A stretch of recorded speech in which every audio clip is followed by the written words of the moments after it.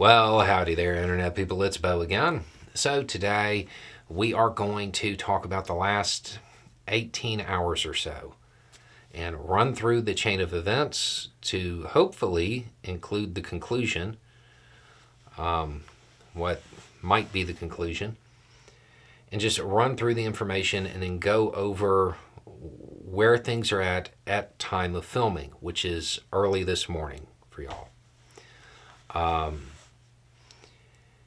Okay, so it started with reporting saying that the Biden administration had reached an agreement with Netanyahu for the U.S. to sign off on a move into Rafah in exchange for Israel being limited in their response to Iran. Shortly after that, officials within the Biden administration were like, that never happened. We never reached any kind of agreement like that. Then Israel responded to Iran. The response, according to U.S. officials, included some missiles. And that's what U.S. officials are saying, as quoted by the press. The response crossed into Iranian territory, which means it crossed one of their red lines. However, even though it did that, it was relatively limited.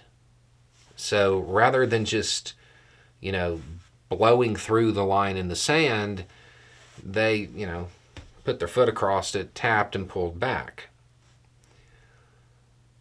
So far, Iran has been super chill about the whole thing. The official storyline has changed a number of times throughout the night, as storylines do with developing events. At time of filming, the official line, as I understand it, is there were some drones. We knocked them down. No big deal. No damage. No reason to immediately retaliate. We're not even sure of it being of foreign origin. In fact, we're leaning towards it being infiltration. On Iranian TV, Iranian news, there were newscasts that showed the area that was allegedly hit near there, and showed how the town was waking up. Everything was fine. The general tone of those broadcasts is, it's always sunny here. There's nothing wrong. And there are people saying that those newscasts have a very Baghdad Bob feel to them. I'll admit they do. Do you care? I don't. I don't care at all. Look, according to Iran, they were drones, they knocked them out of the sky, and there's no reason to respond. If that is what they're broadcasting, even if that is not true, I don't care. Like, not even a little bit. If they came out and said that the Loch Ness Monster grabbed those drones out of the sky before they entered Iranian airspace, and that was the reason that they didn't need to respond, good job, Nessie. This allows them to step back and turn down the temperature. If this is what allows them to cool everything off and greatly reduce the risk of regional conflict, good. That, as far as I'm concerned, that's exactly what happened. And right now, again, it's early this morning, and this could change as more developments happen, but right now, it appears that they are very comfortable with their air defense, and their air defense took care of everything, and they have no reason to respond. That is the best possible outcome. That you are not going to get a better outcome as far as for people by digging into that statement.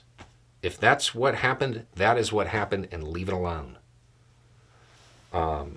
Because this allows them to step back, everybody to step back, and it reduces the risk of regional conflict, which should be the goal. That should be more important than ratings or anything else.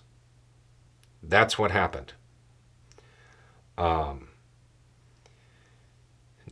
one of the things that was of concern, and just to make sure I say this, one of the areas that was allegedly struck is near an Iranian nuclear site. The IAEA has been there. They've confirmed it's safe, nothing's wrong, everything's good to go. Okay? That's the one thing that would need confirmation from a non-Iranian source, and it already exists. That place is fine. Now, I would like to point out that if an incident occurs and you say, everything's fine, we took care of it, wasn't a big deal, you have your military make fun of the opposing military on Twitter and just remain very secure in your air defense and what happened, that's how you take the win.